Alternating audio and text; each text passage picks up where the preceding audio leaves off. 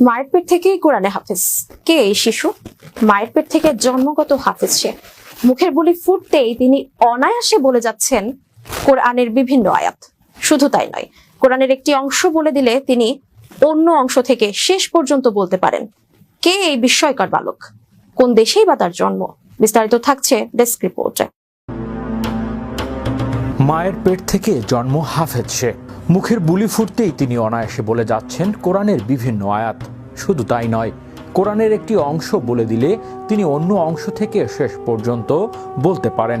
তার তিলাওয়াত এত শুদ্ধ যে যেই প্রথম শুনবে মুগ্ধ হয়ে যাবে। পুরো বিশ্ব তাক লাগিয়ে দেয়া শিশুর জন্ম আফ্রিকার দেশ আলজেরিয়ায়। শিশুর নাম ইয়াহিয়া। ইতিমধ্যে সামাজিক যোগাযোগ মাধ্যমে তার একটি সাক্ষাৎকার ভাইরাল হয়েছে, জানিয়ে মুখিয়ে আছে পুরো নেট দুনিয়া। নিষ্পাপ শিশুর অসাধারণ কোরআন তিলাওয়াত শুনে মুগ্ধ পুরো বিশ্ব। তার প্রশংসায় পঞ্চমুখ নেটিজেনরাও। বিস্ময়কর শিশুকে বলা হচ্ছে বিশ্বের সবচেয়ে ছোট কোরআনে হাফেজ। কেউ কেউ তাকে আবার মহান আল্লাহ তাআলার কুদরতের কারিশমা বলেও অভিহিত করছেন।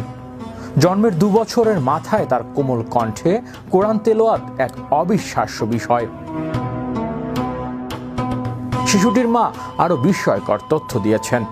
শিশুটির গর্ভে থাকাকালীন তিনি স্বপ্নে দেখেছিলেন। স্বপ্নে তাকে একটি মুক্তা দেয়া হয় এবং তিনি মুক্তাটি গ্রহণ করেছিলেন। ওই সময় শিশুর নাম যাতে ইয়াহিয়া রাখা হয়, স্বপ্নে সেই নির্দেশনাও পেয়েছিলেন শিশুটির মা। সেই নির্দেশনার মোতাবেক জন্মের পর শিশুটির নাম রাখা হয় ইয়াহিয়া। ইয়াহিয়া তাদের প্রথম অবাক করেছিলেন যখন তার বয়স 1 বছর। দেয়ালে লেখা কলেমা সে দেখে দেখে 1 বছর বয়সী পড়ে যাচ্ছেন অনায়াসে। ইয়াহিয়া আরো অবাক করেছিলেন ওই 1 বছর বয়সী কোরআনে আয়াত তিলাওয়াত করে যখন সিজদা দিতে গিয়েছিলেন। ইয়াহিয়ার মা বলছেন, কথা বলার বয়সে তিনি কোরআন তিলাওয়াত করছেন। এটা সম্পূর্ণই আল্লাহ তাআলার নির্দেশনা। হৃদয় আশিস, বিশ্ব বাংলা 24 নিউজ ডেস্ক।